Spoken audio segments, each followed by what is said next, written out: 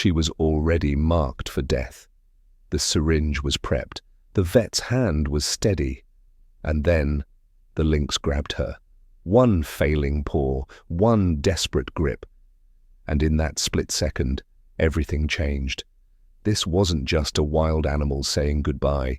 This was a creature fighting to be heard when everyone else had already given up. What if the signs weren't surrender but survival? What if we almost killed the one thing trying to live?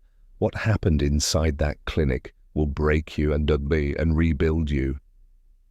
This isn't just a story, it's a warning. Sometimes the wild refuses to die quietly. She hadn't meant to keep her.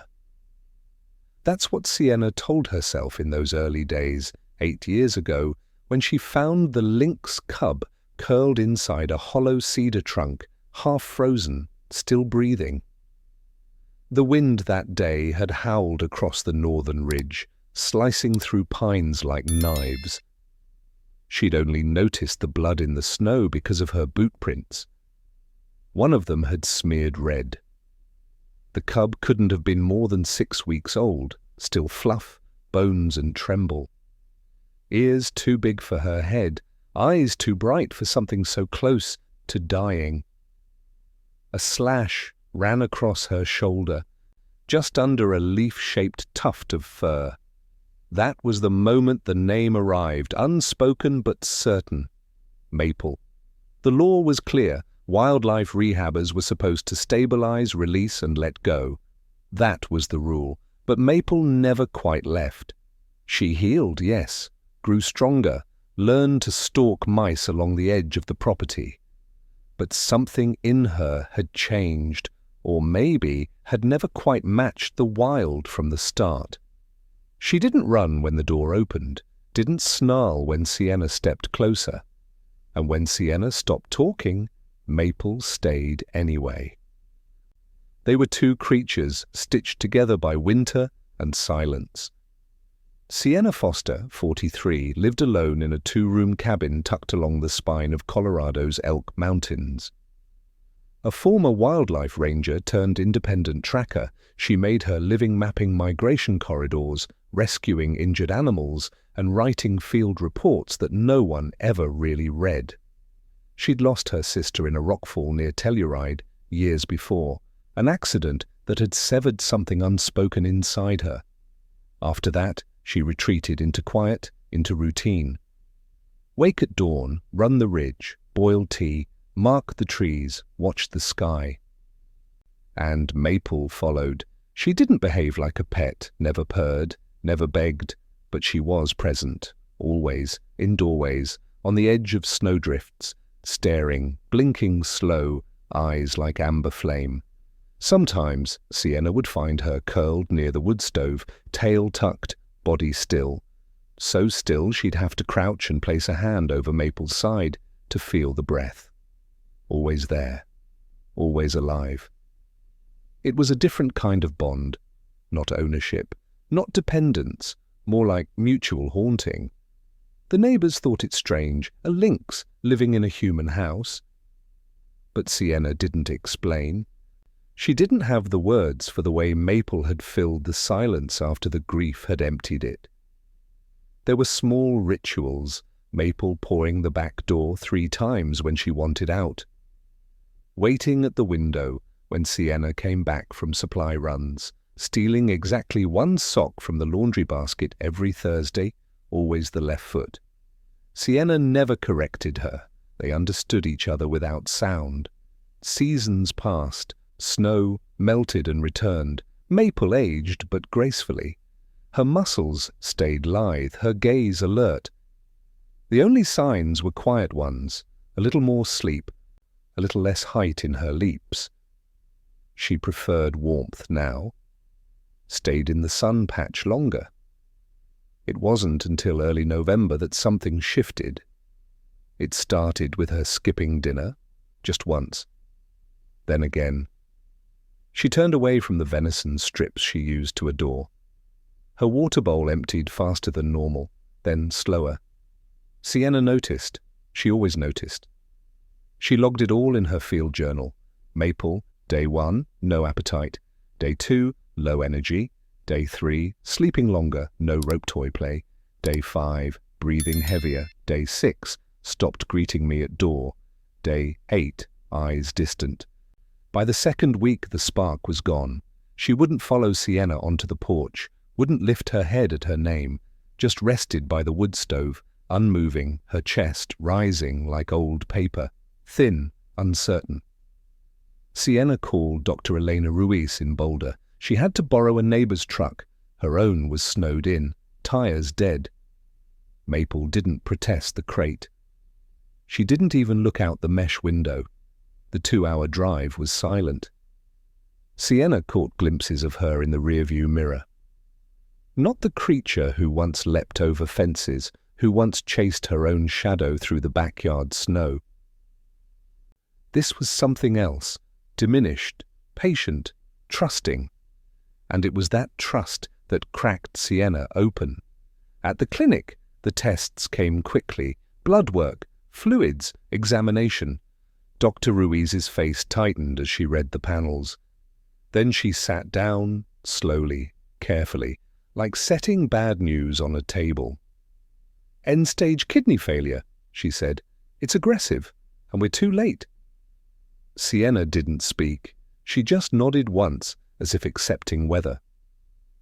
"She's not in pain, not yet, but she will be. We can make it peaceful." Peaceful. The word stabbed harder than any diagnosis.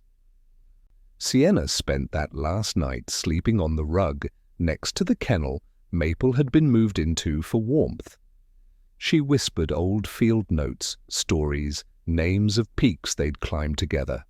Maple didn't stir. Her ears didn't twitch. She looked gone. And then came the morning, the prep, the quiet. Dr. Ruiz filled the syringe, her motions practiced. "You can hold her if you like," she offered. Sienna had already been holding her. She didn't remember rising, didn't remember moving to the floor, just remembered the weight, Maple's head on her collarbone, breath shallow against her chest. She whispered, "You can let go now, girl." That's when the paw lifted. At first, Sienna thought it was just a tremor, a post-mortem twitch, a nervous flicker. That's how it should have been, random, involuntary, meaningless. But it wasn't. The lynx's paw didn't just rise, it clutched, hooked into Sienna's shirt, with dull claws and unwavering intent. The movement was slow, strained, but deliberate. So clear, so unmistakably Maple. Sienna's breath caught, her body froze mid-exhale. And across from her, Dr. Ruiz, needle still uncapped, hesitated. Her brow furrowed, her instincts overriding the years of training that said this was the end. "I've never seen that before," she murmured. Sienna looked down. Maple wasn't looking at her, not fully. Her eyes, half-lidded and clouded, weren't sharp, but they weren't vacant either. Something in them had returned. A flicker. "Could be reflex," Dr. Ruiz offered cautiously, though the words sounded uncertain in her mouth. Sienna knew better. Reflex didn't feel like that. Reflex didn't cling. It was the same gesture from the very first winter, the time Sienna had stepped out of the cedar trunk, thinking Maple would be fine for a few hours alone. But the cub had leapt after her, latched onto her bootlace with both tiny paws and wouldn't let go. Now, years later, she was doing it again. Dr. Ruiz stepped back. She didn't say anything, just watched. Sienna shifted Maple gently, supporting her body with both arms, and whispered again, "I'm here. I'm not going anywhere." The lynx's claws released, not from weakness, but calm. Dr. Ruiz put the syringe down. "I want to check something." She moved quickly, efficiently, fingers to Maple's neck, her wrist, then chest, pulled out the stethoscope and listened. Seconds passed, then more. Then Dr. Ruiz sat up straighter. Her heartbeat still strong. Sienna blinked. "But you said—" "I did. Based on the test results from 3 days ago, she was declining rapidly. But this—" She trailed off, reaching for her tablet. "Her vitals are inconsistent with total kidney failure. They're low, yes, but they're stable. And that grip? That's not what I'd expect from a cat moments away from death." Sienna didn't dare speak. She couldn't trust her own voice. Dr. Ruiz called out to the assistant on duty. "Chloe, prep another blood panel. I want everything. CBC, renal, liver, infection markers." The young vet tech disappeared down the hallway. "I'm not saying we're out of the woods," Dr. Ruiz added quickly, lowering her voice. "But something's changed and I want to know what." They laid Maple gently on a heat pad while the samples were drawn. She barely stirred, but when Chloe accidentally brushed her side, Maple's ear twitched.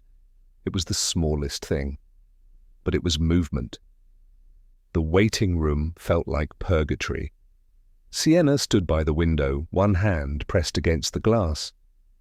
The first snow had thickened into soft, wet flakes. Outside, families came and went with leashed dogs, whining cats in carriers, toddlers trailing mittens behind them. All of it felt distant, like another universe. 22 minutes later, Dr. Ruiz returned. She wasn't alone. Behind her stood Dr. George Kemp, the clinic's senior internist, a man whose presence usually signaled complexity, escalation, or bad news. Both carried tablets. Both looked serious. Sienna's stomach twisted. "We've reviewed her labs," Dr. Ruiz began, "and something doesn't add up." Dr. Kemp nodded. "It's not kidney failure, at least not primary. Heparin and creatinine are elevated, but not in a way that matches the progression of irreversible renal failure." "She's dehydrated," Dr. Ruiz explained, "but more than that, she's inflamed. Her white blood cell count is high, not collapsing, fighting." Sienna blinked. "Fighting what?" Dr. Kemp tapped the screen. "A systemic infection, possibly bacterial. We're seeing markers that suggest her immune system's been waging war, quietly for days, maybe longer." "But she didn't show signs?" "Because she's a lynx," Dr. Ruiz said. "Wild instincts, they hide symptoms, they mask pain. It's survival." Sienna's mind raced. Weeks ago, Maple had limped, just once. A scratch on her back leg. She'd groomed it obsessively. It had scabbed over quickly. She'd dismissed it. "I thought it healed," Dr. Ruiz nodded. "It may have on the surface, but beneath that, if bacteria entered the bloodstream, it could have spread fast. Organs strain under the fight. That's what we mistook for failure." "So what now?" Sienna's voice cracked, and she didn't care. Dr. Kemp exchanged a look with Dr. Ruiz. "If we start treatment immediately, aggressive antibiotics, hydration, heat therapy, there's a chance. It's not guaranteed, but it's no longer hopeless." Sienna sat down. No longer hopeless. For days she'd grieved, prepared for death, practiced goodbye, and now there was a window, a sliver of life still burning beneath the ash. "She grabbed my shirt," Sienna whispered, mostly to herself. "She told me." Dr. Ruiz nodded. "Animals know. They always know." Sienna stood again, her legs shaky but her eyes clear. "What do you need from me?" Dr. Ruiz didn't smile, but her gaze softened. "Everything you've got." That night, Sienna didn't leave the clinic. She could have. Dr. Ruiz told her gently that Maple would be monitored around the clock, that the techs were trained, the systems automated, the care constant. But none of that mattered. She stayed. They set up a chair beside the recovery kennel, padded it with blankets, gave her a pillow that smelled faintly of antiseptic and lavender. Sienna didn't sleep. She didn't even try. Her eyes stayed fixed on Maple's shape inside the glass. IV lines traced down the lynx's front leg, held in place with gauze. a slow drip of fluids, a steady beep. Her breathing remained shallow but rhythmic. The fever hadn't broken. At 2:13 a.m., Maple stirred, just a flick of her ear followed by a twitch of her paw. Sienna sat up straighter. "I see you," she whispered. No response, but also no decline. It was something. The hours passed in quiet intervals. Dr. Ruiz came by every few hours, sometimes just to rest her hand on Sienna's shoulder, sometimes to adjust the medication. Chloe, the night tech, appeared with warm broth and whispered updates. Sienna barely spoke. She watched, waited, counted breaths. By morning, Maple's fever had dropped by a single degree. "Good sign," Dr. Ruiz said, checking vitals. "Small steps." And so began the rituals. Every 3 hours, a small syringe of warm fluids down the feeding tube. Every 6, a new dose of antibiotics. Every shift, a temperature check, a hydration measure, a cautious hope. And through it all, Sienna remained. She began reading aloud, at first to fill the silence, then to anchor them both. Passages from Thoreau, old field notes, her sister's favorite poem, half remembered. Maple didn't move much, but her ears sometimes angled toward the sound. On the second night, Sienna brought her old flannel, the same one Maple had clung to. She folded it and placed it inside the kennel, just beneath Maple's chest. When she returned after a coffee run, the lynx's paw rested on it again, the same spot, the same grip. By day 3, her breathing eased, still labored, but less rattling, less sharp. And that evening, for the first time in nearly a week, she ate. Just a bite. Salmon, warm, soft, hand-fed through the bars. Her jaws moved slowly, as if remembering how. Sienna couldn't hold back the tears. "She wants it," Chloe said, voice low with awe. "She still wants this." Dr. Ruiz confirmed it the next morning. "White blood cell count is dropping. The infection is responding. She's not out of danger, but she's fighting." Sienna nodded. She already knew. There were still setbacks. On the 4th night, Maple vomited after her second meal. Her temperature spiked again. Dr. Kemp adjusted the antibiotic. They inserted a second IV. The lights in the clinic never dimmed. The hum of machines never stopped. But neither did Maple. On the 5th day, she stood. Not for long, not fully. But when Sienna opened the kennel door to check the bedding, Maple shifted to her paws, turned, and sat upright.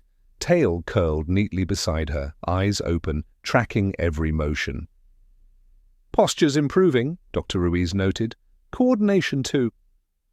Sienna didn't reply. She was still watching those eyes. Still amber, still wild, still here. And then came the moment, the one that would stay with her longer than any blood test or diagnosis. She was reading again a passage from a journal she'd started the day Maple arrived 8 years ago. Day 1, frost in the cedar. Something breathing where nothing should be. She paused, eyes misting. That's when Maple moved, slowly, deliberately. She walked the short distance to the front of the kennel and pressed her head against the bars, resting it against the space where Sienna's hand always hovered. Sienna leaned forward, touching her palm to the glass, and Maple stayed there, breathing, connected, alive. For the first time since this began, Sienna exhaled fully. "She's coming back to me," she whispered. "No," Dr. Ruiz said from the doorway, smiling faintly. "She never left. It happened just before dawn." The 6th morning had begun with light optimism. Maple had eaten 3 small pieces of salmon and licked at the water bowl on her own. She stood without trembling. Her ears had perked when Sienna entered the room, and for a brief, shining moment, everything had felt steady. But healing is never linear. At 5:47 a.m., Maple collapsed. No warning, no cry, just a sudden loss of muscle. She crumpled mid-step inside the kennel, landing hard on her side, legs twitching, eyes unfocused. Sienna shouted for help. Dr. Ruiz and Chloe arrived within seconds. The door flew open, monitors flickered to red. Her blood pressure had dropped, rapidly, dangerously. One IV had clotted. The infection, likely pushed deeper by her weakened state, had surged again, this time into her bloodstream. Septic shock, Dr. Ruiz muttered under her breath. We're losing her. Sienna stood frozen as they worked. Needles, fluids, heat packs, ice against the fever, blankets against the cold. But all Sienna could see was Maple's body, limp again, gone quiet. The fire that had flickered so bravely, now dimming beneath layers of sterile fabric and frenzied motion. We have to move her to the critical care wing, Dr. Ruiz said, voice taut. We need constant vitals. She may need transfusion. I'm going with her, Sienna said. Dr. Ruiz didn't argue.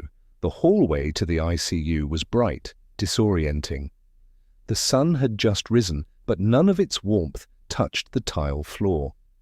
Maple was wheeled ahead in a rolling kennel wrapped in heated blankets, tubes trailing behind her like the roots of some fragile, ancient tree. Sienna followed, heart pounding. They were back to where they'd started, between breaths, between outcomes. Inside the ICU, machines clicked and beeped. A heart monitor traced erratic pulses. The vet on call inserted a second central line. Maple didn't flinch. Sienna sat in the corner, still in yesterday's clothes, her hands clenched in her lap. She didn't speak, didn't cry, couldn't. It wasn't fear that gripped her this time. It was something colder, the kind of grief that wraps around resolve, the kind that says, you did everything right, and it still wasn't enough. Hours passed. No change.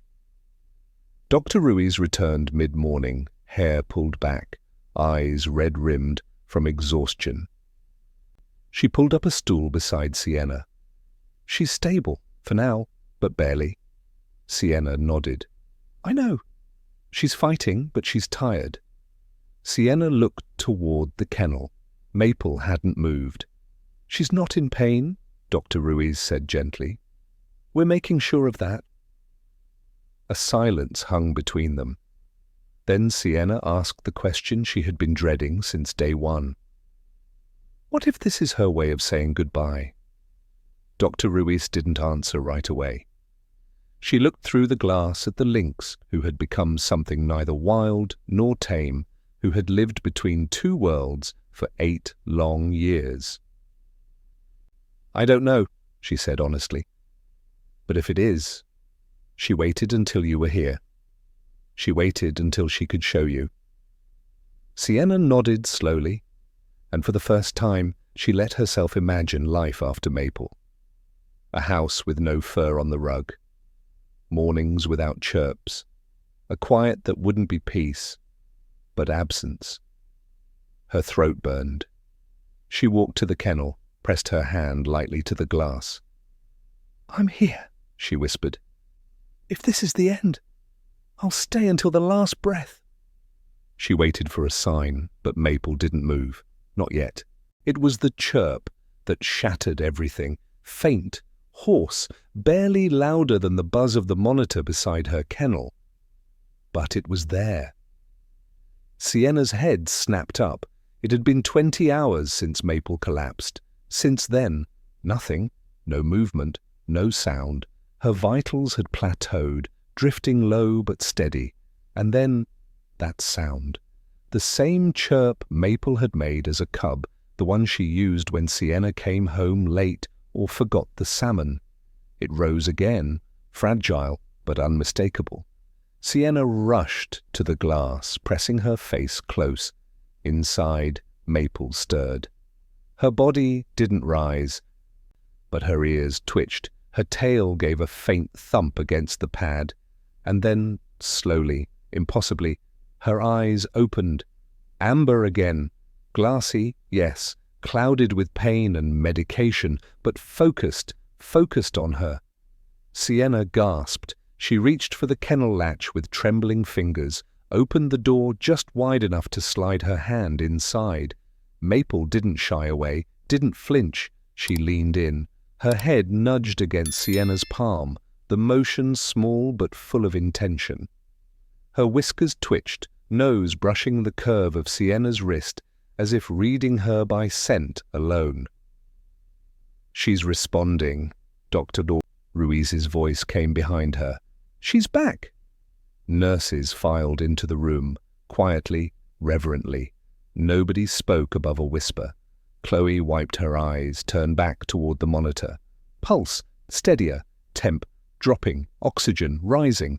The antibiotics were finally winning. And Maple, she had chosen to stay.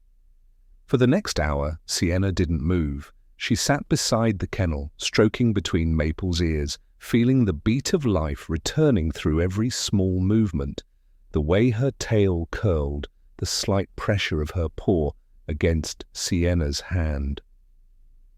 And then came the gesture that cracked something open in Sienna's chest.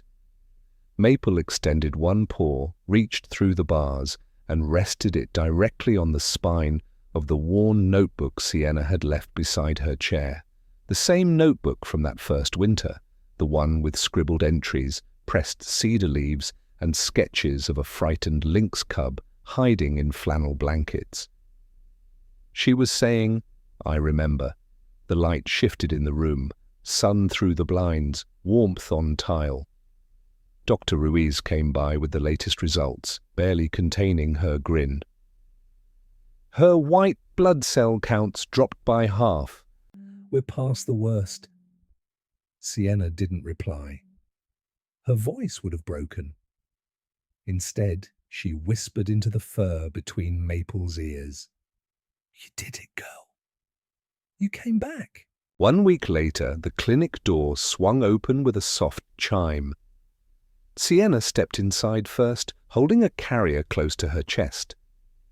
Inside, Maple shifted, eyes wide, pupils dilated from the scent of pine, cedar, and something unmistakable, home. It had snowed the night before. A clean layer covered the cabin porch, softening every sound. The wind moved through the trees like a breath held and slowly released. Maple chirped, just once. Sienna smiled. She placed the carrier in the center of the living room, surrounded by blankets, the wood stove quietly crackling. The same room where Maple had first stumbled over a rug as a cub, the same couch she'd claimed, the same windowsill where she'd tracked chickadees for hours. She opened the latch. Maple stepped out, not leaping, not straining, but moving with the quiet dignity of someone returning to a place already etched in her bones.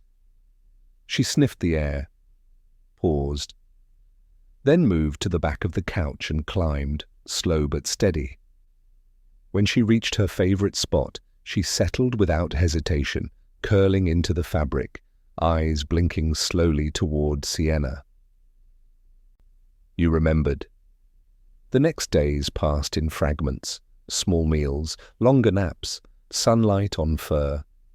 Sometimes she dreamed, paws twitching. Sometimes she watched the trees with stillness so deep, Sienna wasn't sure she was breathing. But every evening, she came to her. She'd cross the rug, step up onto the couch, and without fail, curl into Sienna's lap, right over her heart. Just like she had in the clinic. Just like she had when they thought it was goodbye. And in those moments, Sienna didn't speak. She didn't need to. She simply rested her hand over Maple's ribs and listened to the rhythm that had returned, the beat of a life reclaimed, the warmth of a wild soul that chose to stay. Outside, the wind whispered through the evergreens. Inside, by the fire, a lynx slept in the arms of her person. Some bonds aren't broken by time, or illness, or even death knocking at the door. They hold, quiet, steady, forever. If this story touched your heart, stay close. Here on Paw Prints and Stories, we believe some bonds never end.